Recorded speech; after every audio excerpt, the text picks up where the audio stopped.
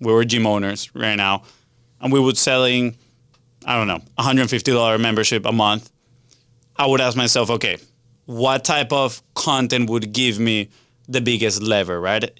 Based on the podcast. Like, I want to start a podcast. In which way would it be have the biggest lever? Well, can I increase, the length of the value of a customer, right? The lifetime of a customer. Can I increase it through a podcast? Sure, I can actually have an internal podcast for my members.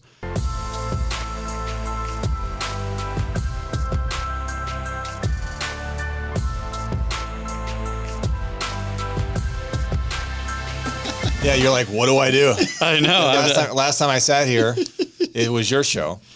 And I'm like, all right, well, now I'm here, so what do we do? Go, guys. I also rarely go on as a guest. Usually he goes as a guest. I'm like, yeah, you got it. So now, so what's next? All of a sudden, I forgot how to podcast. Yeah, I know.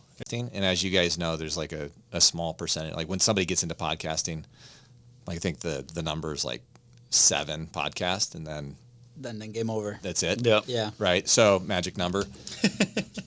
Hey, if you want to be a top 10 podcaster in the world, all you got to do is publish 8 episodes. Yeah, get 8. That's it. You're done. Pretty much. Top 10. Yeah. Like, we laugh, but no, that's real. It's for real. It's a serious thing. Yeah. And that is the exact reason why I wanted to have you guys on, is because I started podcasting before I knew you guys, right? I'm in Wisconsin, and I remember my wife and I were talking about, what do we do? How do we do this? Everybody in the world is getting into podcasting because COVID's, people are just going stir crazy in their house. Yeah. They're like, oh, I'll do a podcast. I'll just get on my computer. I'm doing Zoom calls anyway. Do a podcast. Yeah. COVID was created by the podcasting people. Right. To sell equipment. They were, that's what happened. That's what happened. So, I'm doing this in Wisconsin, and it's not really going anywhere. I'm trying to script things. I'm reading off of a teleprompter from my phone. Lighting's awful. And some of the conversations were good because they were just like this. We're just talking. And other conversations were a little forced, and I had a list of questions. And then when I'm done with the show, I didn't really have anything to do with it. And so then I just kind of stopped because it was taking up a ton of time. And then you have the editing involved, and then you have... Takes resources. A few resources to get it right. And so when we get down here to Jacksonville, my wife, I think we already had this conversation previously, she comes and attacks one of you guys on the car, knocking on the door when you guys are trying to leave. Yeah. And he's like, I got nothing, I promise. It was throwback to Venezuela, man. Like, that was crazy. I was going to say wait. PTSD activated there. He's like, no, please. Here's my phone. It's so sad that we're laughing at all that, but that's my wife. Yeah. That's how she rolls. She's also my wife. She's amazing. Yeah. So, she introduces us, and we have these conversations, and then we hire you guys, right, to get started, to kind of get our feet wet and get back into podcasting in your show, Content is Profit. This is what you guys do. And I wanted to bring you on because the reality is that I think podcasting is a great resource, not just for guys like me who are putting our product out there, and where I'm using podcasts for the purposes of education, and I'm using it for the purpose because I get a lot of questions from gym owners, and so that podcast serves as a tool to help answer some questions. But also, naturally, it helps me become a little bit of an authority figure in the space, because I have information, and then now there's an opportunity for me to talk to somebody about my software, if they have interest and if it makes sense. Yeah. So it just kind of wraps everything together, and then I use the podcast material as true content, right? So I'm publishing it on LinkedIn, I'm publishing it on YouTube. I don't even know, because now I have resources to do those things, right? Yeah. Any other probably social media. Yeah, wherever. They take clips and they publish it. And you guys were the precipice. You were the starting point for that for me. And I think there's a lot of fitness business owners, or business owners in general. Yeah. And they are looking for ways to create content. They're looking for ways to be more efficient with their time. Yeah. And that's what podcasting has done for me, because not only do I have fun doing it, right, and I get to ask questions like the guy that I just had on the show earlier.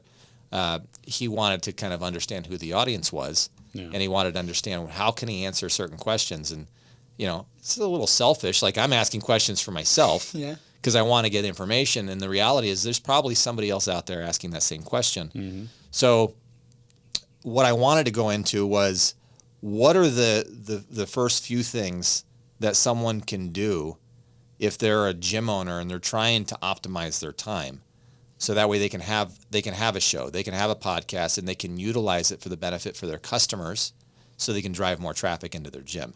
Like, how do they do that? Because we had this conversation just before your brother walked in the room, and it's how you guys are utilizing the content to create this micro content that you can repurpose in other categories. And for me, the reality is like, you Mr. Beast on YouTube, like, the dude's got like crazy numbers of of people watching him, right? Number one. And the way that he throws his thumbnails on there, the way that he produces the content because it's engaging. When I'm doing a podcast, I'm not thinking to myself, somebody wants to sit there and watch me speak into a microphone with nothing going on in the background.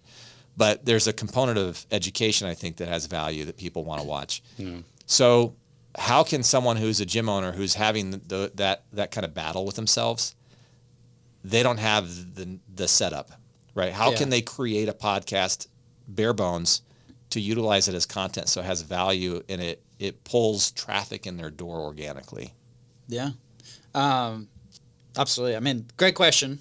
We actually started the whole service out of a gym studio, and it wasn't a podcast specifically, but it was a format from long form to short form, and we'll get into like maybe the examples of that. But I think number one is, why a podcast, right? I think I was listening to our local newsletter episode, and I made a statement there where it's like, maybe if I go into a small business to try to sell a podcast, it might be a hard sell, and I'll explain why in a second. What resources do you currently have? Like, do you have time to do it? Do you actually enjoy having conversations? You mentioned that's a big element for you guys. For us, 100%. That's why, like, the number one is relationships. We enjoy having those conversations. Do you actually consume podcasts, right? These are all questions that we can do it, right? We have people come into a studio and they're like, I want to start a podcast. Why? Well, Joe Rogan did it. And I'm like, do you listen to any other podcasts or to his podcast? And they're like, no, I've never listened to a podcast before. So there's a big education gap, obviously, right? So on the podcast specifically, we believe that is a great tool to develop relationships one-on-one with potential like customers, your star customers, if we're talking specifically to the gym, to potential partners, right? Potential other business owners around you that can help you promote, right? Because after the conversation that you guys have, whatever the topic is, then you can have an after talk about like, how are we helping each other or how are we collaborating, right? That could be like maybe a cross promotion. That could be, hey, you put your flyers in my studio, you put your flyers in my studio, whatever. So I think like the relationship part is 100%. As far as like how to produce it, I personally like to see it. There's like different levers that you can pull, right? But once you know what your resources are or your capacity, or if you have a team, no team, what's a commitment? Am I committing 1 hour a week? Am I committing 2 hours a week? Right? And then from there, let's define podcast. Podcast, is it only audio or is it audio and video? Right? In your case, is audio, video, micro content, right? That comes out of that, for example. So let's keep it very simple, just audio, right? Well, if I have 1 hour a week that I can dedicate to this, what am I going to talk about, right? Maybe topics, questions. So you account for like trying to find out that information. How do I actually create it? If it's just audio, do I need a little bit of equipment? You can actually record on your phone, right? On your voice memos app and record it there. And then that audio to final podcast, there's a production aspect. So if you don't know software, you can even just do the audio, no intro, no outro, and that's the episode. And actually Buzzsprout, which we just had the founder here, they just released an app on your phone. So you could technically take that memo in your phone, not having to run it through any software, and you have a live podcast. So it could be like very small friction if you want it to be. And that's a starting point, right? And then stick to consistency and so on. So that's, I guess, like a few first steps, and we can dive into it. Let me add to that. I think there's, like you said, first, why podcast? Then also ask yourself, what is my goal here, right? Because there's plenty of different ways to make a successful podcast, to grow a successful podcast. You gotta see what works for you depending on what resources do you have. Then the other thing is, all right, do I have a good message? Quality of the message. Because you might have the best equipment in the world, the content might look amazing, but guess what? If your message is not good, if you're not providing enough value, people are not going to tune in, or they're going to tune in for a little bit and then they're going to leave. It's like, I'm not going to listen to this, right? So again, quality of the message. But I think the most important part is to understand, what am I going to use this podcast for, right? So let's say, hypothetically, we were gym owners right now and we would selling, I don't know, $150 membership a month. I would ask myself, okay, what type of content would give me the biggest lever, right? Based on the podcast. Like, I want to start a podcast. In which way would it be have the biggest lever? Well, can I increase, the length of the value of a customer, right? The lifetime of a customer. Can I increase it through a podcast? Sure, I can actually have an internal podcast for my members. And all I do is talk to the members. I bring, a couple of them a week. I talk to them. I develop that relationship in a deeper way, right? I actually help them do a little coaching session in there on the podcast. And that goes out to all the members and everybody gets to benefit from it. That's a lot of value that can increase the value, the lifetime value of those customers. Again, that is a valuable podcast. And at the same time, now you can use those resources and use them as promotional material, right? I can get clips, I can get special bits of information, I can send those, right, in social media, promote them as ads, and get new people, create awareness, bring them into the studio. Now, if I was a coach, and let's say I have a now $1,000, $2,000 a month program, something, higher ticket, then my strategy might be a little bit different. I might want to do some outreach or talk to people that have shown some interest, or maybe I just work with high executives, right? I go into companies and talk to them and tell them, hey, look, I want to have you on the podcast, talk about this topic that is going to be not only of value for me and the audience, but it's also going to be for value of you, right? Like, we're going to give you some exposure to this audience, right? And do it genuinely. You're not just trying to make a sale. Yeah, you're not trying to bring somebody into the podcast and be like, yeah, after this, I'm going to sell him all this stuff. No, it's like you genuinely want to share the information. And throughout the conversation, you're building rapport.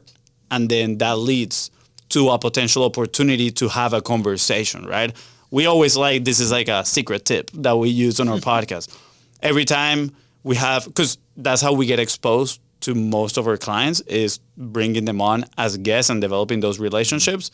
And we're creating value for both, right? We're learning from them. They're learning from us. We are exposing their message to our audience. But then at the end, we tell them hey, look, we don't know if this is for you or not, but this is what we do. And we just plant the seed right there. A lot of the times they're like, oh, no, actually, we already have a team that does that. I was like, oh, awesome, perfect. Is there any way that you know anybody that might be looking for somebody?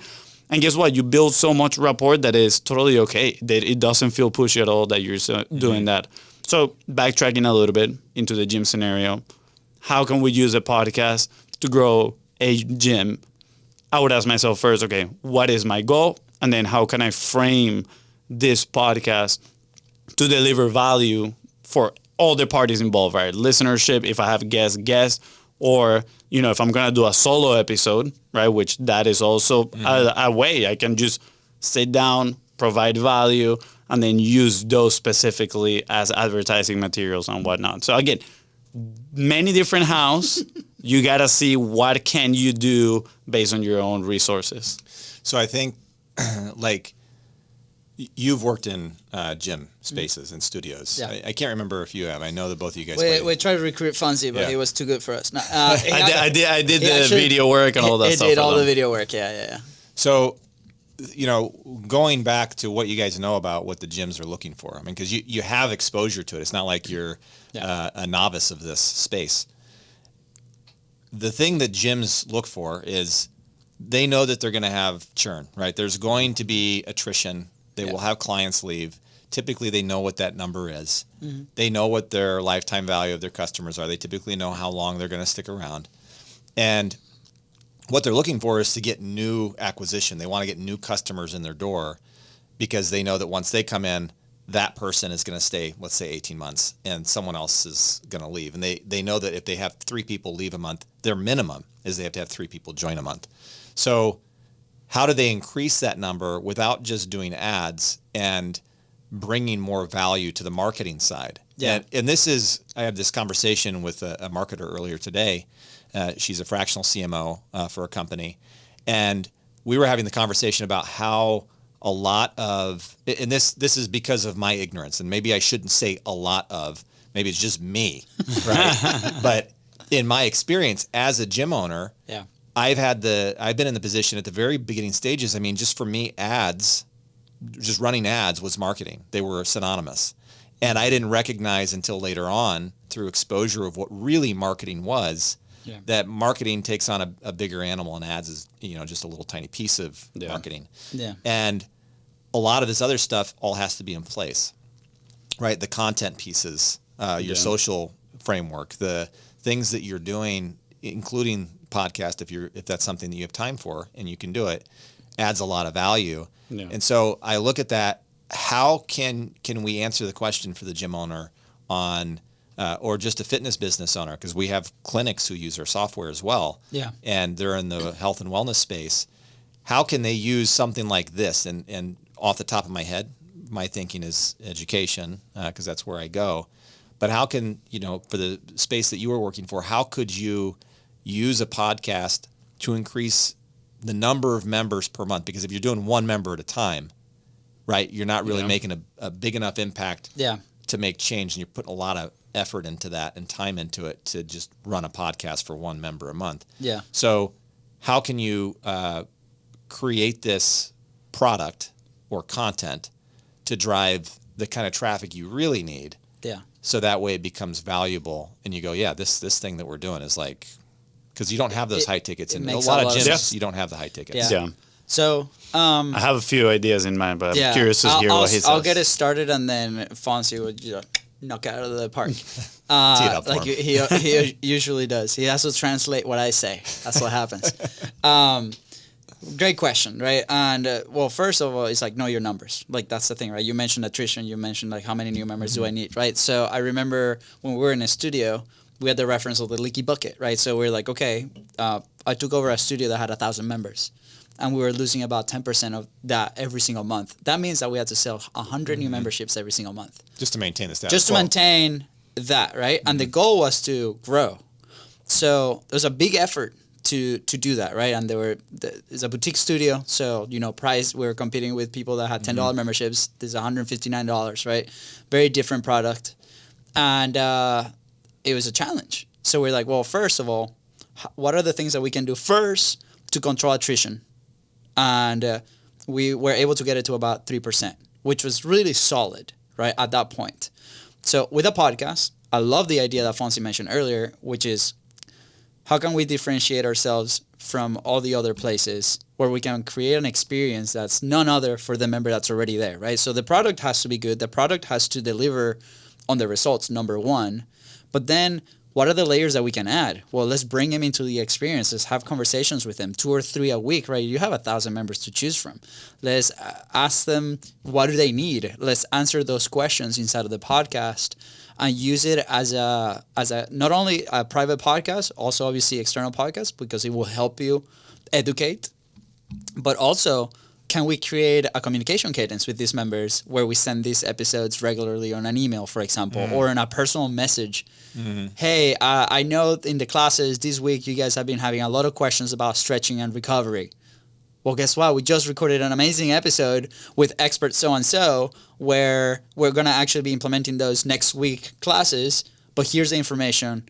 Go check it out. Let us know. So showing them that you listen. So that a lot, we actually did something similar. It was not a podcast, but it was an internal content for an internal Facebook group. And we actually took that attrition from 10% to 3%. Just off of that alone. Just off of that alone. So that's no different than getting members in the door, right? Yeah, in a sense, because you're not going to have to sell 70 extra memberships at that point, right? That's 30. So now, okay, your lead generation, right? If before you were getting, I don't know, let's say 100 leads and then your closing on that, your booking on that was 50%, which is very high, right? And then from that first appointment, you close on a 20%, right?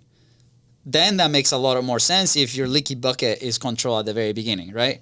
What happens is like now this content, if it's good, that's the other thing. We talk a lot about talent. If it's actually information that people value, if it's actually given good information and good entertaining or whatever your personality is on the content, that alone will also start attracting some. But with local businesses, right, your content goes out to the world and maybe it's not really targeting that. So that's when like strategies like grab that content, run it as an ad to then book your appointment in your studio. That can happen. It's a little bit more technical, but you can as well.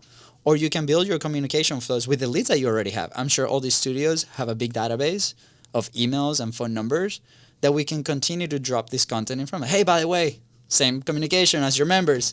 This week, we've been getting a lot of questions about stretching. Something that we're doing here in our studios is we make sure that we prevent injuries by doing XYZ. We actually recorded an episode with expert so-and-so. Here it is, by the way. What do you think? Let us know send us a text back and let us know. Hey, by the way, we're offering a couple classes for free next week if you want to come try us out, right?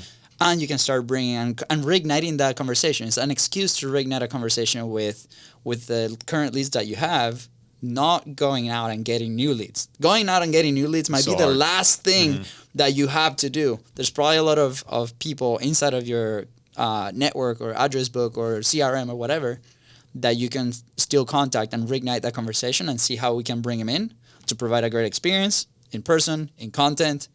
And then all these pieces start to work together to then, hey, by the way, if you love this episode, why don't you bring a friend? So now referrals start to come in.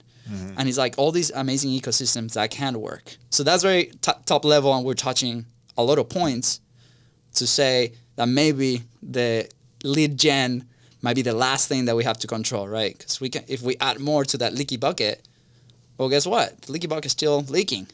So it's going to be really hard to continue to grow and grow every single month.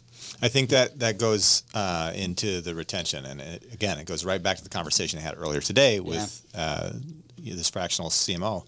And what she was saying was she thinks or believes that any business, and it's a lot of small businesses because she doesn't just work with fitness, that they have to get all of their organic stuff done correctly first. They have to get their systems in place before they go out and get lead gen to get paid ads because it's a waste of money, right? I mean, sure, you can get some people in, but it's usually low quality leads because you're just asking people to sign up based off of emotional impact of an ad that happened. Yeah. So they might sign, and then they are part of that 10%. That they're part of that 7% of people just canceling nonstop because they don't believe in the business. Yeah. Right. They don't believe in the long term, so they're just walking out the door. So you're about ready to hit this out of the park because he just teed it up for you. They like, whoop. Yeah, pressure's on. Well, what you just mentioned right now led me to this thought, which is the quality of your questions determine, the actual quote is the quality of your questions determine the quality of your life. But I think we can frame it as the quality of your questions determine, the quality of the result, the answer that you're getting, right? If you're asking, terrible questions, you're probably going to get not the right answers. So if the question becomes, how do we get quality leads? Am I asking bad questions? No, you're asking great questions. Okay, I didn't know you're if this was questions. I'm not talking about anybody. But no. Just so you know, the quality of your questions, determine it. Yeah, just so you know. No, what I mean is, we can be asking ourselves, okay, how do I get better quality leads? But I can also ask myself, I'm getting leads. Maybe how do I nurture better those leads so I can help them to get, stay with us for a longer period of time?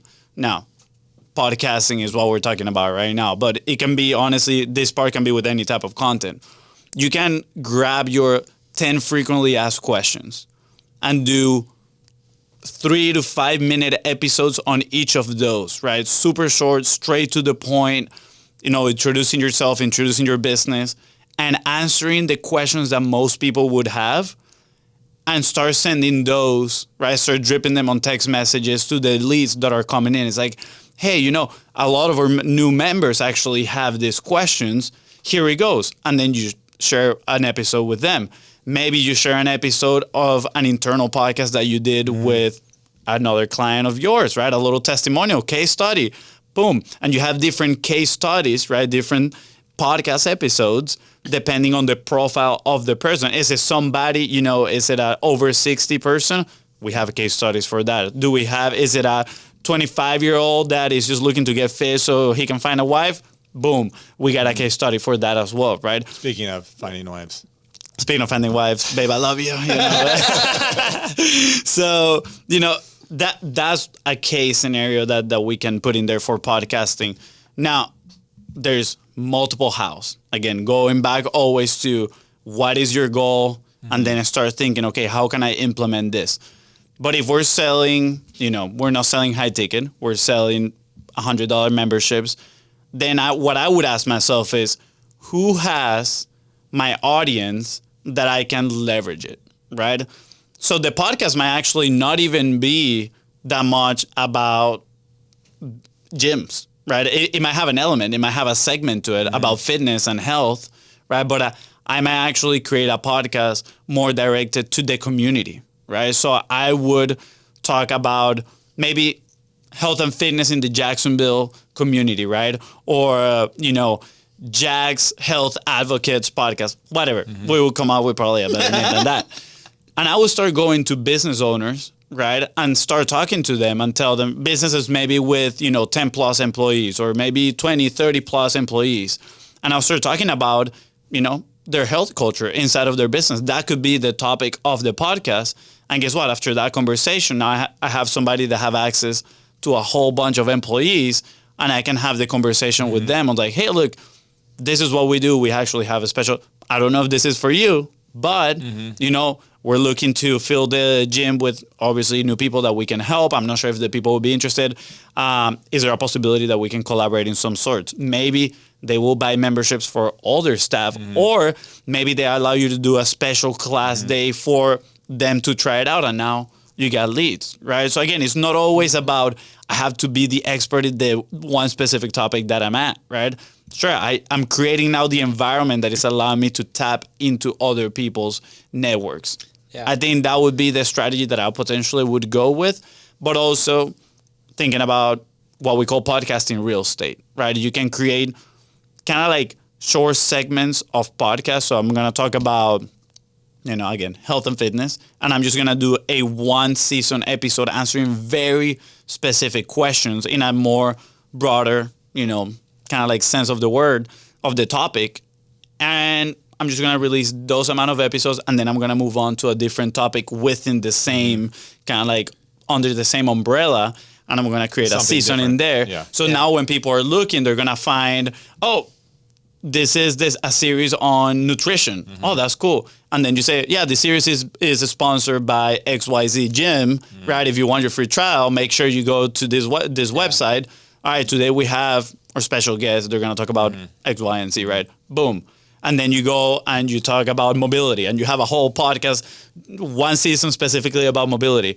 And all you got to do is maybe once a year you come back and do a refresh on, the beginning of the episode. You're like, hey, now the new offer is this one, and you change it. I'm so glad that I'm recording this. Yeah, because I'm taking mental notes as you're talking. I'm like, oh, this could help me here. This could help me here. I know some gym owners who this could help with. And I'm like, I need a piece of paper and pen. And then in my mind, I'm going, I'm recording this. I can re-listen to this. Let's go. I want to encourage people to think bigger, right? Like your example it's like right on the money for the lead generation, right? Huge. But think about not just the small business, right? Think about the corporations that are in your town. Go in, like I remember we had a older client for a different type of video, CSX, right? And they had 1,000 plus employees in their building. Bring the CEO, bring the head of health or wealth or whatever. In that specific case, they have a personal trainer in the building, but they were open for solutions. Yeah. So, instead of 20, now you have 1,000 people that you can you have your whole year worth of free trials right there. Not to mention that you're going on this topic is I remember having to go out and connect with some of these corporations because there's the one component one at a time customers coming in the door, but then there's also that corporation because you're trying to get a big fish. So that way you can impact more people in one shot, right? You're fishing for more people and grabbing Absolutely. the net, so to speak, Yeah. right? And going fishing with that. So I'm thinking about it and I'm going, what an opportunity to run a podcast about a series that goes to their entire their entire employee base about health and wellness that has something on nutrition, right? It's a season on it. It's a whole series on nutrition, or it's a whole series on stretching, or a whole series on exercise. And not to mention, are they going to the company, right, the HR department, because they want to reduce, like, there's something that they can get a reduction on their insurance programs because they're supporting a nutrition-based program through a podcast that gets sent out via email from the HR department every single day. And every single time somebody listens to that, or in every single email, there's a coupon or a discount code that people can use, click on from their email that goes directly to your software's website, Bizbros, by the way. That's who's sponsoring this. Right? Click on that, and then they get a discount for the membership. Yeah. 100%. So there's two audiences, right? One is the people that listen to you or consume your content, right, or watch you, which are gonna take those actions, right? But think about how many layers, like for that specific example. And I'm not saying it's wrong. 100% go test it out, see what happens, see the results, and then readjust, right? But it's like from we having the guests to then asking for them to distribute these podcasts internally, that might have some friction, and then they do it, and then there's certain people that are not going to listen to it. There's going to be certain people that do, and then from the people that do, some of them, a percentage, are going to click on it, right? So there's several layers to where, like, if we ask the question, what's the fastest path to cash, for example? Well, guess what? Now that I have the CMO or the person, we built this relationship through the content, which still we can do plan A for that. That's great. But also, hey, guess what, guys? We don't usually do this, and I don't know if this is for you, but we would love to set you guys up with 10 private classes, right? Let's do it every Saturday at whatever, or a time that works. And, finding out about their pains, and, we can help you here, here, and here. There might be some state programs that can help you with that, right? Maybe you don't even have to finance it, right? Maybe the state pays for it, right? Yeah. That's great. So then you ask the question to the actual decision maker on that side, and now you have 10 field classes before your episode airs, and they have to click on that button. So they go, they have the experience, and then they listen to the episode on that. Perfect. It reinforces that they're in the right place. And if they didn't make the decision to sign up then you might have a second or third chance after that. So that's the hidden audience, right? Which is the person that's listening to your message when you are collaborating with them. Yeah. So I want to encourage people to kind of open their minds a little bit on that side, because that's what changed our business. Like, we were thinking about, like, the first, and most people that come here is like the people that listen to my podcast. There's a lot of friction to get to a point, right? But then it's like, what if I ask them that they already have access to them, they're the decision makers, and let's come up with something super original that we can help them with the problems that they have. It's going to be really hard for them to say no and be like, they're going to be a part of that experience. And I think creating content or collaborating with them on that specific vertical content, whatever that's nutrition, or I like the general idea on the city and health and wellness, right? Because you can target different businesses. That's the perfect excuse to build a relationship, add value to them, because we're promoting this episode in multiple channels, and then provide a solution to a problem that they have. Yeah. I'm going to add an extra idea here that I got. Maybe people, what they want is a 5 a.m. motivational 5-minute podcast, and you have a great personality on your staff, right? Or maybe it's you, the owner, the founder, that you just get up early, turn on the microphone, and go. Talk for 5 minutes, motivate people, and then send that to everybody, right? And guess what? You incentivize people to share with other people that might need that little boost in the morning. They might be able to share it. Now, I do want to share this because we've talked about obviously using podcasting as in a way, a sales platform, right? To bring on people, and then eventually that leading to opportunities. Baseline is podcasting creates conversations, and conversations creates opportunities, right? And that's where we're kind of like taking advantage of this. But, and this is the big but, this is like something that really bothers me. There's a lot of people that they understand that, and they will use podcasting just for their own value. They will tell people, hey, yeah, we'll publish this. And then they never publish it, right? So be aware of that, because you are, by inviting somebody into your platform and telling them that you're going to, share their message with your audience, you're making a commitment, you're making a promise, and there is work and there are resources related to that. So keep that in mind, that if you're going to be bringing somebody into your platform, and sure, you want to create opportunities for everybody right in there, that's totally fine. But you have to follow through with the work that is required to then publish the podcast.